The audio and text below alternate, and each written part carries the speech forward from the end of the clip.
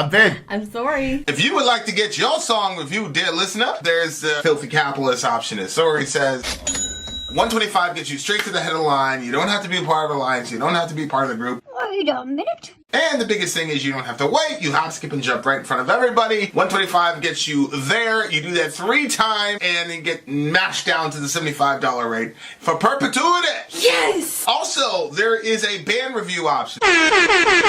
So if you've got a band and you're trying to get your band some exposure, hit me up at insori@gmail.com, and I'll show you the details about how to pull that off. You can also jump on Patreon, and there is a option on the tiers to be able to get your band reviewed. Obviously, we can't lie to you, so we can't guarantee a positive review. Get what you get. It's just rubbish. Rubbish. Rubbish. That's British for garbage. My favorite is the community option. $1 at the gate gets you in at Patreon. You get to join an alliance. The alliance joins their points together, and that helps determine what songs that we do. The alliances hang out on Discord. Message me on Patreon to get the link. And they do all kinds of other cool things. They do Minecraft, Dungeons and Dragons. Yeah. It's really a community within the community. Anybody can go on the Village, Facebook.com/Vin and Sori. There's 160,000+ people on the channel. What's cool about the Discord is that it offers a real opportunity for community connection, friendship, that type of thing. And it's on Discord, so if you're not a Facebook person, it's for you. You start off at $1. Right. Plus you get exclusives. Sori and I are working on a song. So the first 15 seconds of that was on Patreon. Also, at $15 tier and above, when we actually debut the video, they're going to be there live with us. There you are, dear listener. Buy our merch. Buy our merch indeed. The child shall lead them. I got it all, babe. Okay, we are in the full English breakfast stream. If you are seeing this in the future, which would make us in the past, then you're a square. That's what it says. But if you're here with us tonight, amazing. I actually say that at the end of the song, you weirdo. Yes. I didn't say when you said it. I just said you said it. Okay. Let's not argue about that. So our song that we're up to do is Void of Silence is the band. Human Antithesis is the name of the song. Void of Silence are from Rome, Italy. This is the title track from their 3rd album that came out in 2004 on Italian label code 666. Oh boy. This is the most provocatively bleak song I know. The sound scales are charismatic and epic, and the sense of certain inevitably in the human race. I don't know what I did wrong with that reading. It's the longest song at 20 minutes and 16 seconds of doom blended with industrial gothic elements that have moments of beauty even in the darkest places. Whoa. Huh. Don't think you can order a 20-minute song unless you talk to us. The full English breakfast has special privileges to my knowledge. Human Antithesis, let's go. Shit, it's really 20 minutes. Leggiamo 11 messaggi speciali. Where are the lyrics? Il Corriere di Lione. Enrico non studia. Sempre più in alto. Maria si prepari. Martino non parte. Abbi fede. Anna dorme. La mia barba è bionda. La gavetta è vuota. Le torbe sono acerte. Le castagne sono chiuse. Ripetiamo. Il Corriere di Lione. Enrico.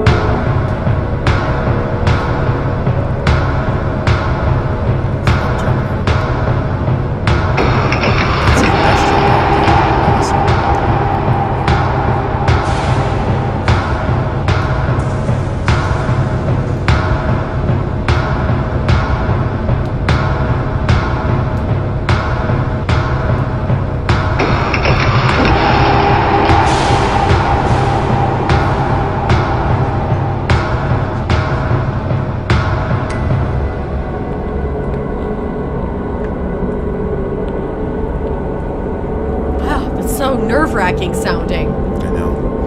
Bad roller coaster.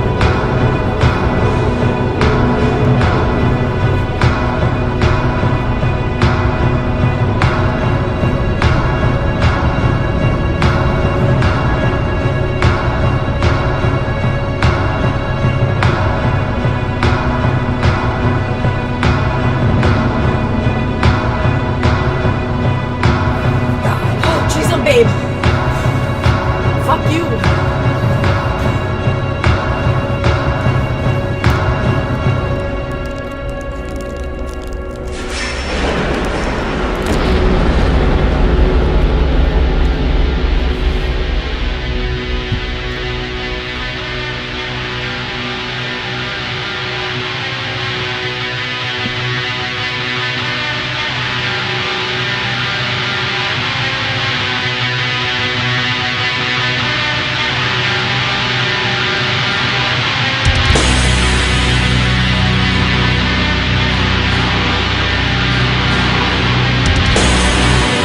You're in trouble now. Wow.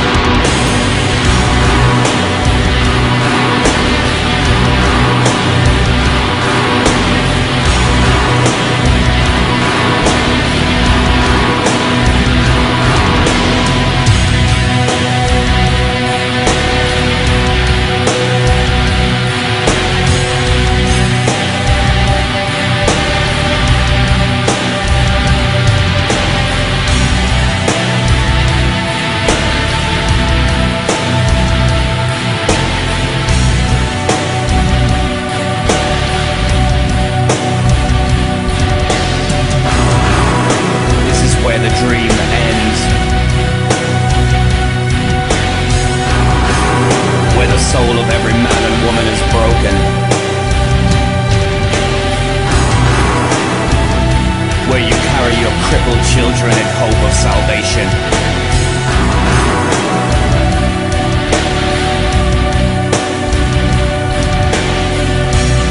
And you will lay them down to die.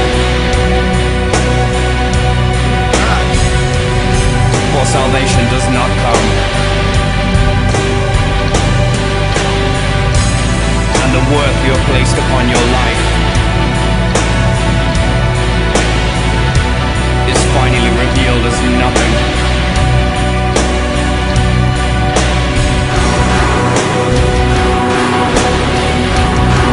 Where the worth you have placed upon your life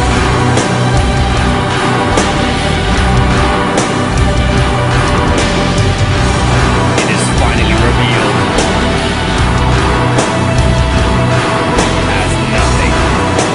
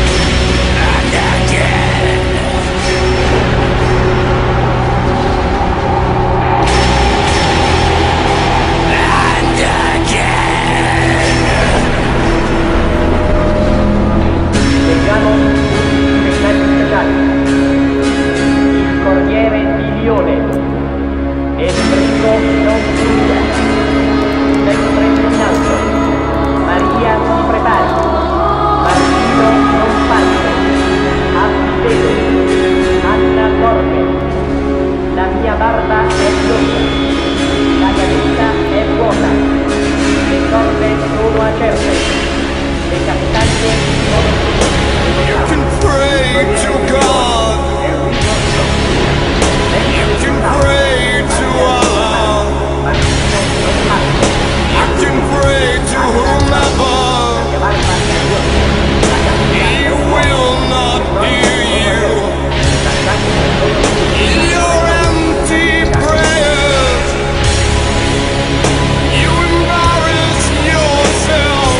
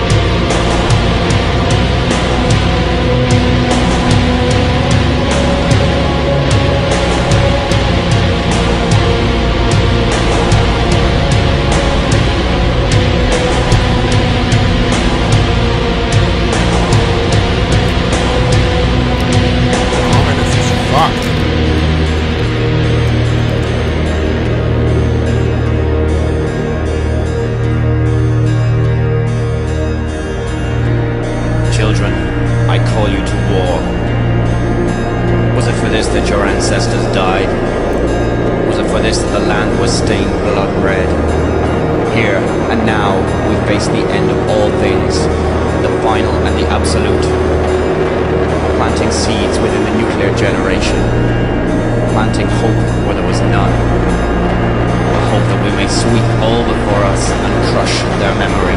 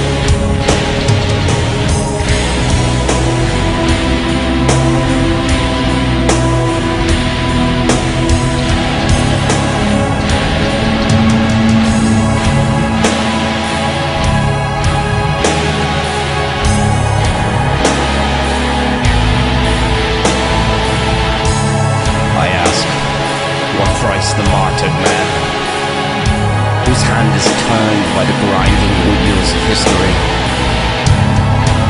I ask a simple question. Who shall stand and who shall fall? Whose deeds shall become song?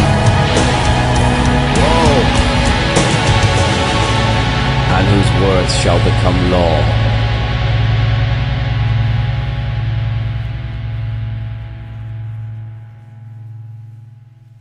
Wow. Whoa.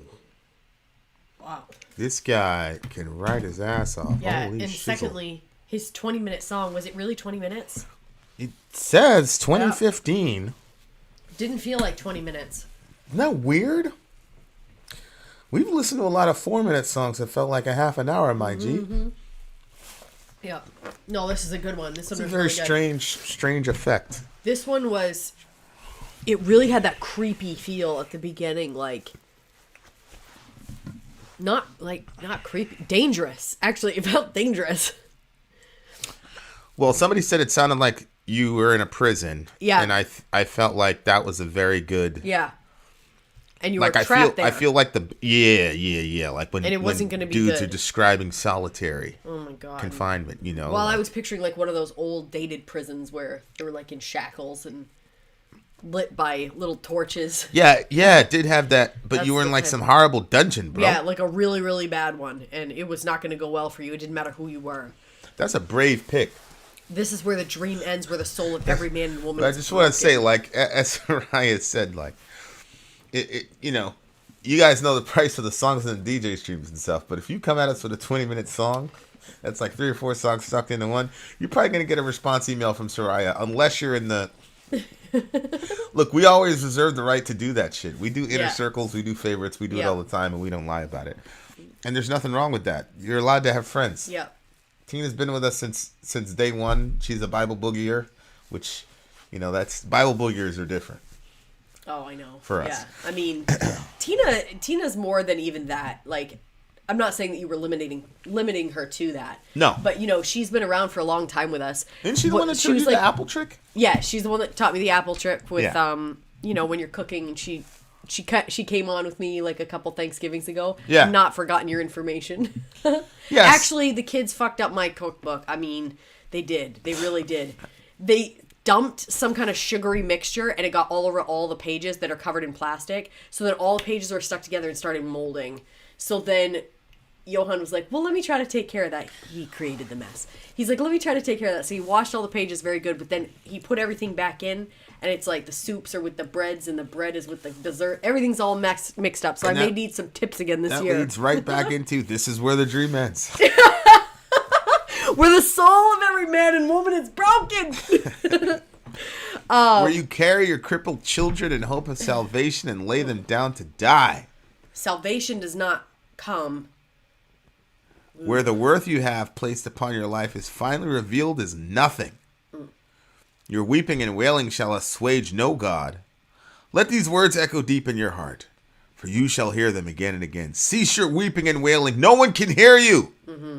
My words will cut your flesh like a knife. You know, there was a lot of that sort of talk that was in the concentration camps, you know, from the books that I had read when I was a kid.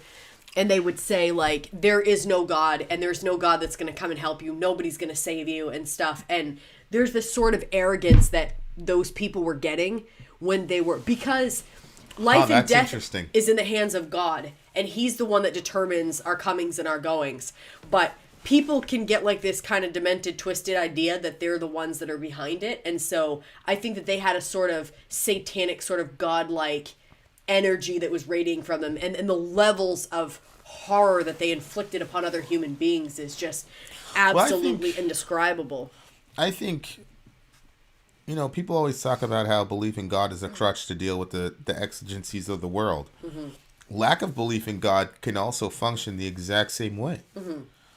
Because it gives you the ability to say, I have overcome this superstition and I'm dealing with the world as it is, because it doesn't matter. Those situations are still outside of your control, and you're still beholden to them. Mm-hmm. But being able to say, somehow it gives you some sort of control of your circumstance, because at minimum you could say, well, I don't believe in that God guy, and you can control that. All these other horrible things are happening to you, especially in a concentration camp. You've got no control of it, but you can control rejecting God.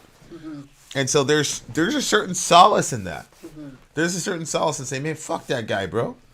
Like, and there's nothing more heartbreaking to the heart of the, and I'm not saying this from experience, because I don't know what that's like, because my kids have always been, you know, I just got a text, it broke my heart, from Sailor Bear. You know, she's under the weather. And she goes, are you guys coming down? Well, she didn't say you guys, she said me. She said she missed me. She hadn't seen the homie in a while. So, like, I don't know what that's like, but I could tell you, like, the easiest way for the kids to hurt me would be to act like I don't exist. Like that. You know, there's not a lot of things my kids could do to hurt me. You know what I'm saying? Like, physically or any other way, financially, like, they can't hurt me. But if they were to act like I don't exist, that would absolutely hurt me. So it's a very strange thing. It's almost like the reversion to that kind of atheism in the context of suffering is actually confirmation that they're a child of God to a degree. Because you can only hurt your dad if he cares about you. You can only shut out your dad.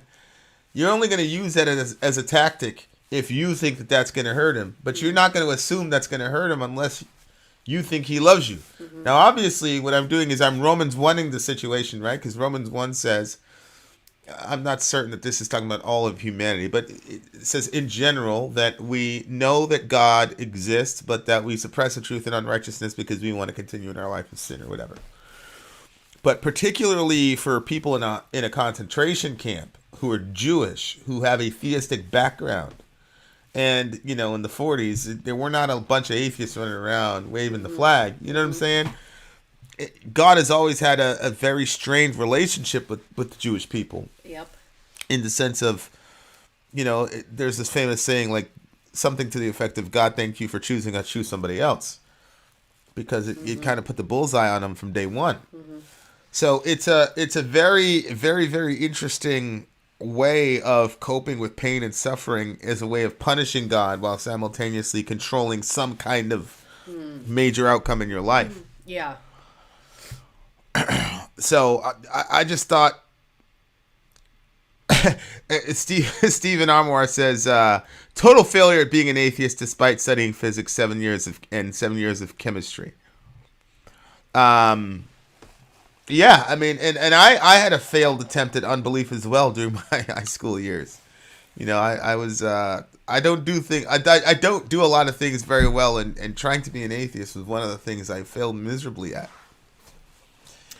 I was running around telling my brother there was no God and all this other stuff, and it was just like, like, I don't know, like the way they would look at me, they're like, yeah, Vin, okay. You know what I'm saying? Like, I don't really feel like they took it that seriously. You know what I'm saying? Yeah, I didn't have like something like that, but even still now there are certain things that make me so angry, and so I'll be like telling God, like, I am mad at you for that. I am so mad at you for that. Yeah. But then, and like sometimes I feel like, don't even talk to me. But then like it doesn't take very long before I'm like, oh yeah, and I'm like praying, and then I'm like, wait a minute, strike that from the record. I'm still mad. Yeah. You know, we talk about that all. I think it was the Psalm 27 where the psalmist says, "Man, look away from me so that I could see, live a little, so I could be happy." Yeah. Because every time you look at me, it's some bad shit happening. So do me a favor, bro, and just go that way. Like, look away from me, which is mind-boggling considering the Aaronic benediction where the Lord bless you and keep you. May the Lord cause His face to shine upon you, give you peace. So. You know, in the world of numbers, at least, God's face shining upon you was the ultimate, right? So it's a really, so I could feel the pain in this guy's situation. You never renounced Jesus, did you? No, I never renounced Jesus, man. I was going around telling everybody I was an atheist, and then I would go upstairs in my room and like turn down the radio real low, just low enough to where I could put it right here and listen to John MacArthur. I'd listen to Hank Hanegraaff for an hour, Bible Answer Man. And then I would listen to John MacArthur from 7 to 7:30. Then it's so funny that you were doing it low. Yeah. Then from 7:30 to 8 was Adrian Rogers.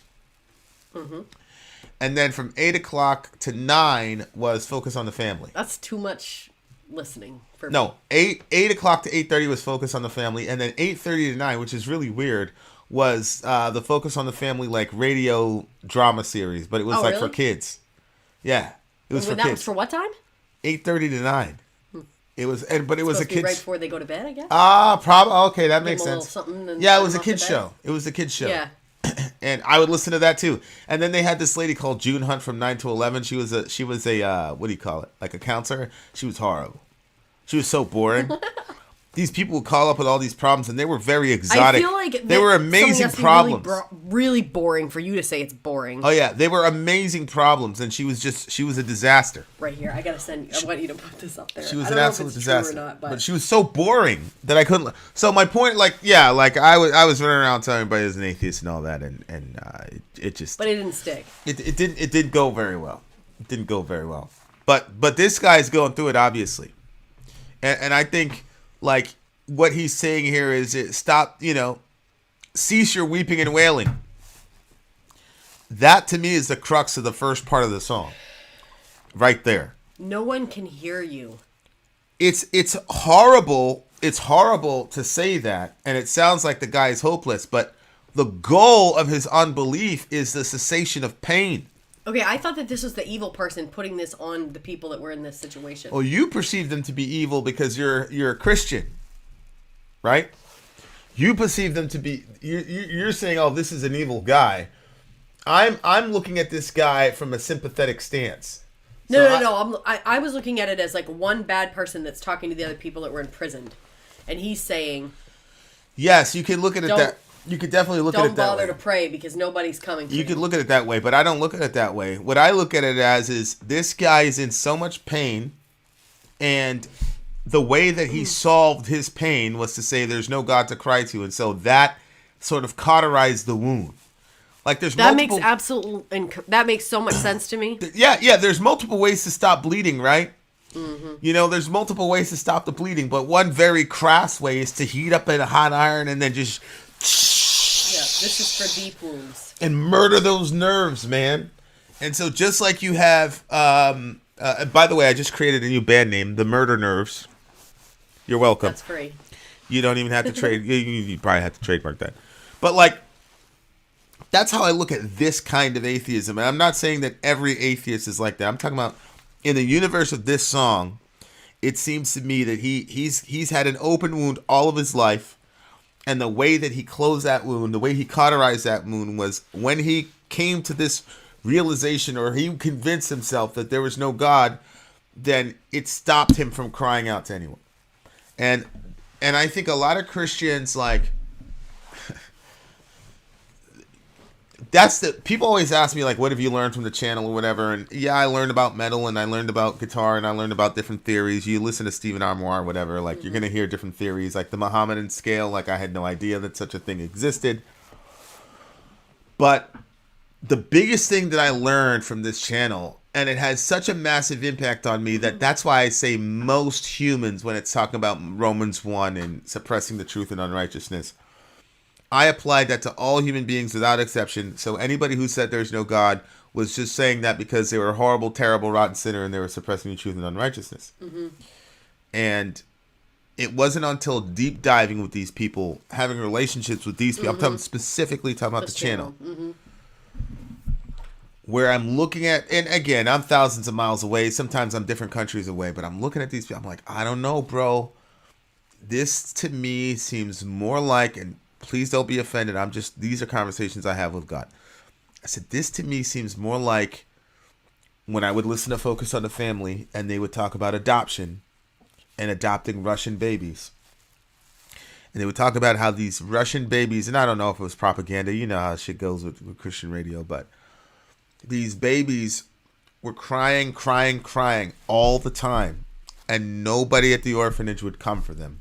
So the babies became mute and they just stopped crying. And I'm like, God, there is a difference between a 5-year-old or even Orion before he was a year old. He would take shit and then he would go into the closet. Mm-hmm. Or there was one time when he did like one of these things. Yeah. He'd close his eyes. He'd close his eyes. That kind of atheism or afatherism, which is if I close my eyes, you'll disappear so I can take the Snicker bar and not get in trouble. If I see you, then I can get in trouble. You know, he hasn't figured out this object permanence thing yet. So he would take the chocolate and he knew he wasn't supposed to have it. And he would close his eyes. This is like before he was really, really verbal. He would close his eyes and then he kind of do one of these things. I'm like, I'm still here, man. Yeah. And then he figured out if I go in the closet, they literally cannot see me. Okay, that to me is Romans 1. Like you're suppressing the truth and unrighteousness. You're being silly. Your father's still there. I think there's a difference between that and the kid in the orphanage who just gives up crying. Yeah. That kind of atheism Absolutely. does not fit into Romans chapter 1. Yep. But there's still a category for those kinds of atheists, which is in the Psalms, which is Psalm 27, right? Where the psalmist says, man, look away from me so that I can have some peace. Leave me alone, right? And so that is the biggest lesson, theological. I mean, it's been a life-altering lesson for me. Where it's like, you know, I always talk about the layers of the human experience and layers of the human soul. And it's so crazy how you'll take this one verse when God has given you a plethora of these passages where you can locate people and say, hey, does your friend sound like this or does your friend sound like this? You know, I just got this text from my buddy Perk, my brother Perkinas, who that's my guy, bro. Arn, shout out to the homie Arn Ra. I gotta put this shit out on the. I gotta share this to the thing. I gotta share this to the thing because this is too much. Okay, hold on for a second. Shout out to Aaron Ra. Hey, Arn, don't be mad at me, bro. We did a like an hour and a half interview with Arn Ra. Yep. And he was massively generous and I airdropped it. He was massively. I just wanted to see if we're able to. Yeah, I want you to put that on there. Yeah, he was massively gracious and generous with his time. Arn Ra was. So first and foremost, I want to recognize that. But he was very generous with his time. He stayed way longer than he was supposed to stay with us, and it was a great discussion, and I appreciated the homie, and you know the. I wasn't like necessarily, I want to say I wasn't nice to him, but you know, I wasn't like, oh man, Aaron Ra. Like I really checked him on a couple things and he never quit. He didn't quit the end. He gave it right back and he went right for it. However, I have a problem here, bro. Here's Aaron Ra. To say that rocks are not atheists is to imply that they are theists, that they have a God belief, which they don't because they can't. And then Chris says, yes, rocks can't have belief, and hence they are neither atheist nor theist in that remark. Since atheism is the absence of theism, then rocks can only be atheist. So that kind of atheism is Romans 1 atheism. I'm sorry. No. Yeah. It might be motivated by a different kind of atheism, but that kind of atheism, I'm sorry, bro. That's something a little bit different. But I wanted to show you guys the passage that I'm talking about because people might not believe it's in the Bible. Talk to the people. I have a little short to show you guys after. I don't know if it's true or not. My friend sent it to me, and maybe you guys will hate it. Really? Perhaps. Well, it could be funny too. I thought it was funny. I don't know if it was staged though, because you never know with those if the stuff is staged. But we'll show you soon enough. After Vinny shows this verse. Yeah, and I'm showing it in like different translations as well, so people can get like a cool feel for it. Because, you know, like I said, it's one of those things where if people realized how metal the Bible actually was, I think more people would read the Bible. But because Christians are so corny, that's a different subject. But here he goes. The psalmist goes, "Look away from me that I may enjoy life again, before I depart and I'm no more." The NLT says, "Leave me alone so I can smile again before I'm gone and I exist no more." "Turn your gaze away from me that I may be cheered before I depart and no more." So this kind of atheism, right? It's like, leave me alone so I can have some cheer in my life. And some of it is you're doing too many bad things to me, and others of it is you're not responding to me when my kid is dying and I've been calling out to you and I can't, my voice is hoarse and you haven't, man, just leave me alone. I'd much rather live in a universe where there is no father than have a universe where my father abandoned me in my most hour of need. Exactly. And then we have Christians strolling around saying, you're just suppressing the truth and unrighteousness. You're a nasty, rotten sinner. Okay, man. I don't think that's how God is looking at that situation. Mm-hmm. And I think that there are reasons that those passages are in the Bible, because it's supposed to be us giving our friends to say, hey, there's a category for that. You can still, you can say that for a season. God still got you. It's okay. You can say that. Mm-hmm. It's all good. Mm-hmm. But because we're so lazy, intellectually speaking, we just take whatever these pastors spoon feed us, man. They just spoon feed us this stuff, and they go, "Oh yeah, your atheist friends, they're horrible. That's why. That's all. That's Roman 1 is the look. I'm not denying Romans 1. Romans 1 is true, but so is Psalm 39, bro. Right. I said Psalm 27. It's Psalm 39. That's why I look shit up. It's Psalm 39, verse 13, where the guy says, "Man, God, leave me alone. Like, look away from me." And I think that's important. I can't believe that God allows people to say stuff like that to him. Well, from a real fundamentalist perspective, he inspired that. So he orchestrated the events. Yeah, that's true. That's and so then weird. The pen or the Canadian whatever. So he wanted that in there. He went out of his way to get that in there. And wild. Mm-hmm. And it's like I say all the time, like, look, I go out of my way to say hard things. Mm-hmm. Give me credit. You know what I'm saying? So it's like, so here we are, like, pounding these poor people, and God's like, what the fuck? Mm-hmm. Hello. Have you ever even heard a sermon on Psalm 39? Most Christians don't even know that verse is in the Bible. I didn't even know that existed until you showed it to me years ago. Yeah. And even then, I was like, most, there's some verses in the Bible that if you follow the asterisks, it'll say this is not in the original manuscripts. I'm like, maybe that's one of those. Yeah. It turns out it's not. Yeah. Yeah. So, I mean, it's just really, really, really fascinating stuff. Go ahead. What were you saying? I want to put that little video up. Have you seen this video? I have. I bet you anything it's one of the myths. It's one of the what? I guarantee you it's one of these Christian myths that happen. Let's see it. How long is it? It's a TikTok video. It's very short. Okay. Thank God. Honey, you didn't download it. Can you just download it from there? Oh my God. No. Anyway, I'll keep chit-chatting with the people. So yeah, I thought that what they did with it musically, it made you feel a bit of terror. And then you did that jump scare, which I thought was rude. No, just kidding. Yeah, that jump scare was great. We're going to put that in the trailer, Willa. Yeah, it just really had that, something is really wrong sort of feeling to it. 100%. Then there was, the reading parts of it and stuff, which was also interesting because it was the reading at the beginning and the reading at the end. Yeah, I wish I would have known what he said in it was Italian. I don't even know. Is it Italian? Is that the language? I have no clue. All I know is that there was a lot of, I think in the middle we were missing some of the lyrics or something. We were, and I was extremely frustrated with that. And was that Mussolini at the beginning? Yeah, I was wondering. Tina, was that Mussolini? It definitely sounded like.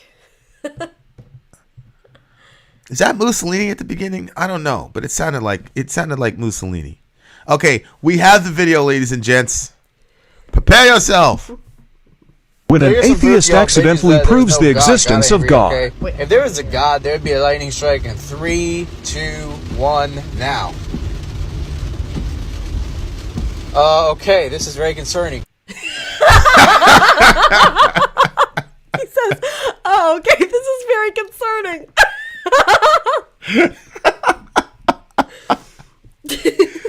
Hey, shout out to the homie. That's so funny. My man said. He goes, "Oh, okay, this is very concerning." Oh my goodness. Let there be lightning at 3, 2, 1. See, right there. Coincidence had nothing to do with the lightning strike. Coincidence, Jambi, is a description of something. Coincidence doesn't have causal power. Right? Coincidence is just a description. And you know, I tell the story all the time. I was in this atheist forum, they were full of Romans 1 type atheists, and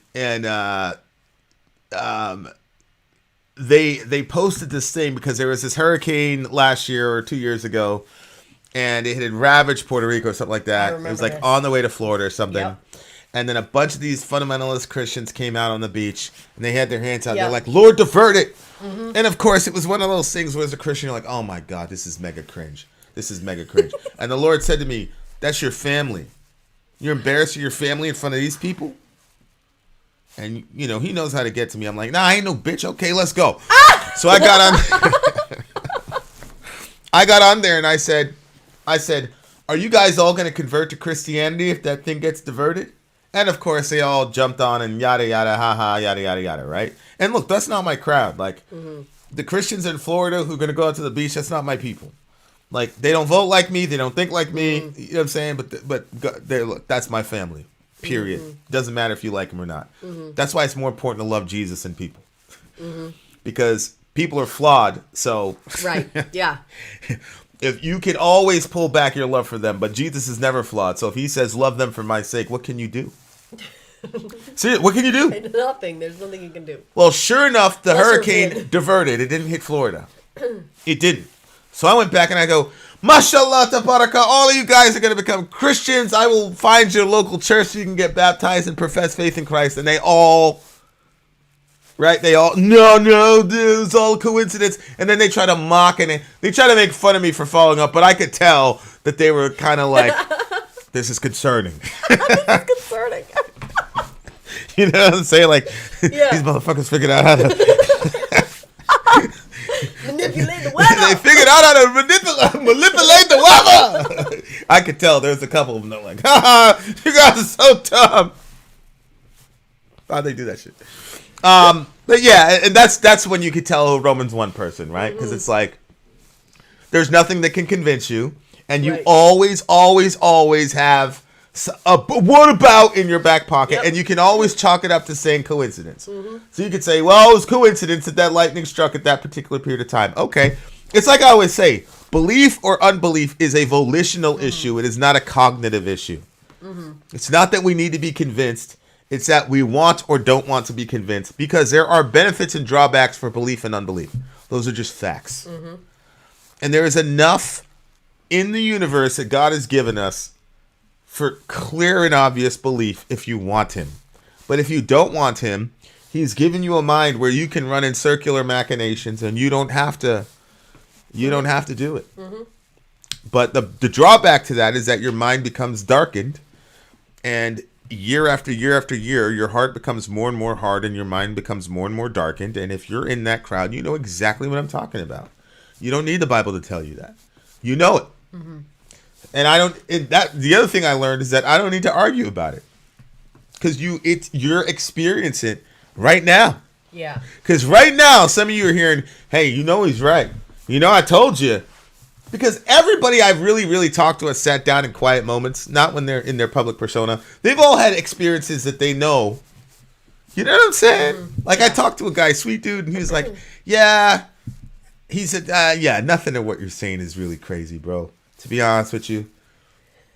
He's like, "To be honest with you, nothing that you're saying, like, everything you're saying makes sense." But he had this particular horrible tragedy in his life. And on top of that, he said, "If I believe that, then X, Y, and Z is true, and I can't handle that mentally." And you know what I did? I let him alone. Yeah. Leave him alone at that point. You know what I'm saying? Like, God's working on the person. So, yeah, that little clip is kind of hilarious. It's kind of funny. See, I don't think it's staged. But, I mean, who knows? It's, Facebook. You don't think what's staged? YouTube. That video, it didn't look staged to me. It looked like the kid was like real. Oh, I agree. I don't think that was staged either. I do think that And I just think like, and that phrase that he said afterwards, it seemed to me like he didn't know what to do. You got to say some shit, my guy, because you know you're live. That shit is in the fucking ether, bro. You know it's going to come at you for that shit hard, bro. They're going to come at you hard. Now, this segment right here, and I'm sorry, guys, the review's going a little long, but it was a 20-minute song. We're going to do it justice. You know what I'm saying? Plus, Tina's been waiting like 3 years for this review, so sorry, guys.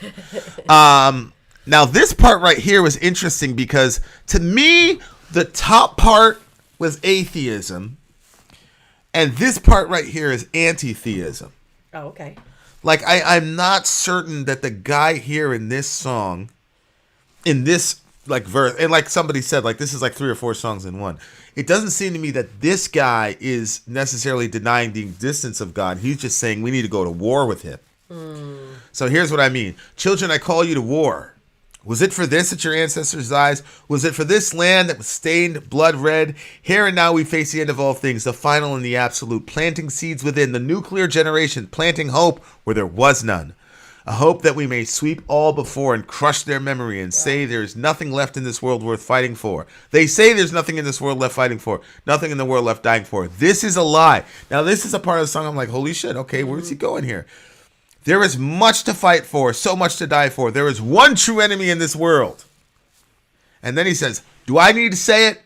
Do I need to stain the air with its name? That was such a good line. To soil the page, a father sees his children cry out, blind they flock dead to the world. He sees his women wailing and weeping, the mothers of all tragedy, and I, your brother, a broken man, cursed the day I was born. I ask, what price the martyred man? Whose hand is turned by the grinding wheels of history? I ask a simple question. Who shall stand and who shall fall? Whose deeds shall be sung? Whose deeds shall become song and whose words shall become law?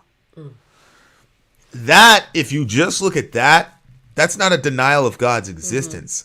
That's a denial of God's goodness. There's a difference. You can believe that God exists, but that he's not good.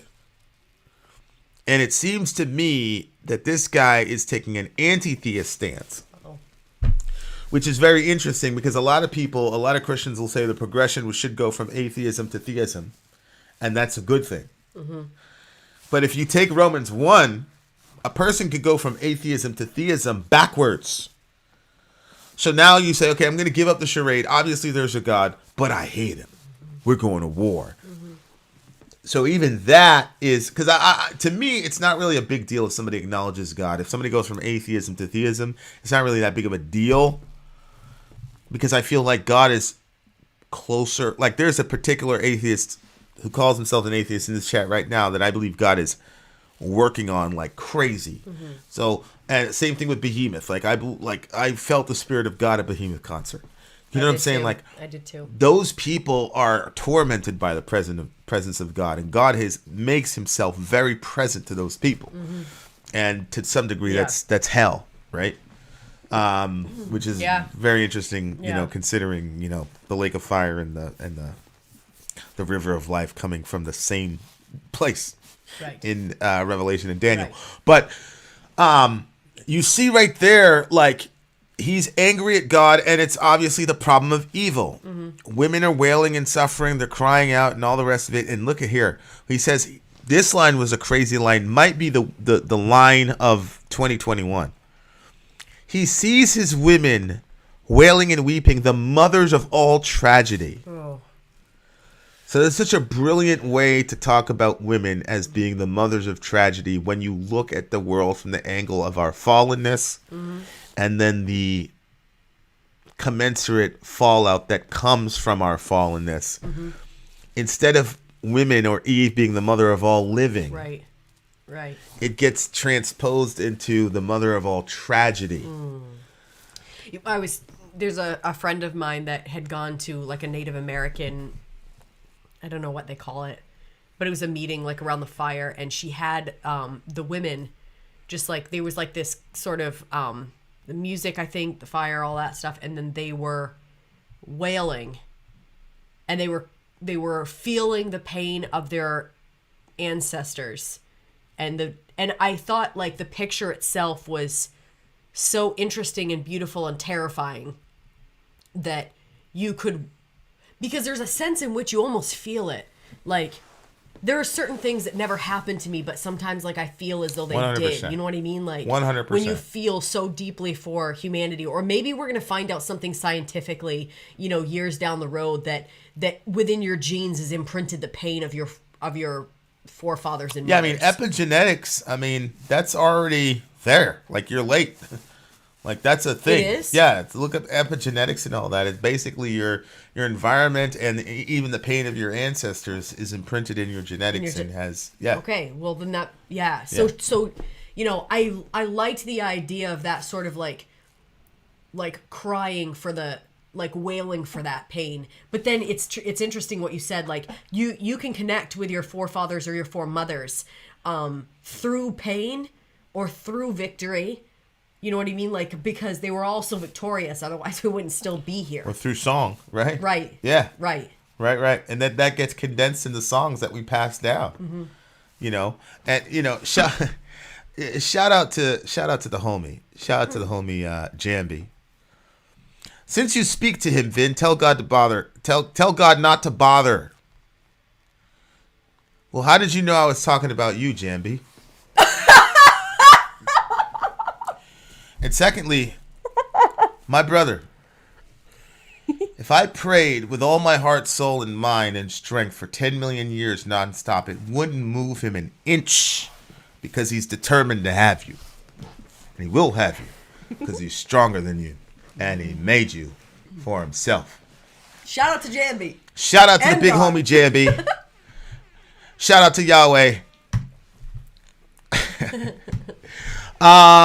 Yeah, that's a very, very good point. And that question right there, I ask a simple question: who shall stand and who shall fall? Whose deeds shall become song and whose words shall become law? Mm-hmm. Brilliant. Mm-hmm. Brilliant. Of course, the answer is yes, because in many portions of Scripture, God's law is communicated through song. Mm-hmm. Mashallah. Mm-hmm. So, like, for example, the Torah is usually referred to in shorthand as the law, and poetry actually functions as massive transitional points. This is John Sailhammer. Yeah. You need to get into John Sailhammer, Perkinos. Oh my God. I promise you. You won't regret it. He is the equivalent of preterism for the New Testament. But anyway, poetry functions in the Old Testament, particularly in Genesis, to mark very important transitions in times and things of that nature. So what God does is he sings his law, because his law is an expression of his heart, and God is love. And so obviously it makes sense that he would sing his law. All the other laws that are on stone and things like that, those are us not wanting God for who he is. So God forgives Cain for murdering his brother, and he protects him. So Lamech says, oh, God protects Cain for murder, so that means I can kill people too. And then in Genesis it says that the world became filled with violence, and then God floods the earth. And then as soon as Noah gets off the ark, God says, okay, fine, now we have a death penalty. Mm-hmm. That tells me God never wanted to flood the earth, but we had to make it so that there was a death penalty law instituted. Otherwise, we were going to bastardize grace. Mm-hmm. So all those laws and all the stuff and the separation between us and God and all the crazy priestcraft and all that wasn't his heart, man. That wasn't his best. That was sin management until he could bring his best work into the world, which is Jesus of Nazareth, mm-hmm. obviously. This song was really well done. I'm going to give it a silent count.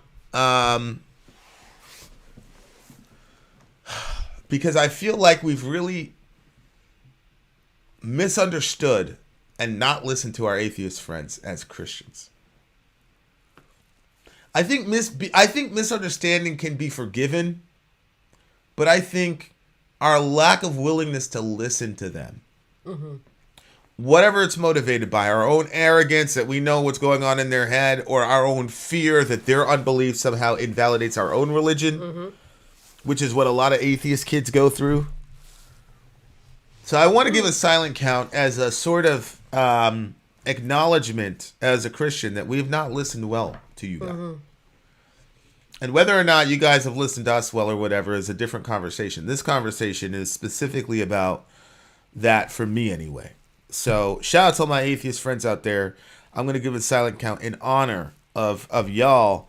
But Tina, a 20-minute song that felt like it was an 8.5-minute song.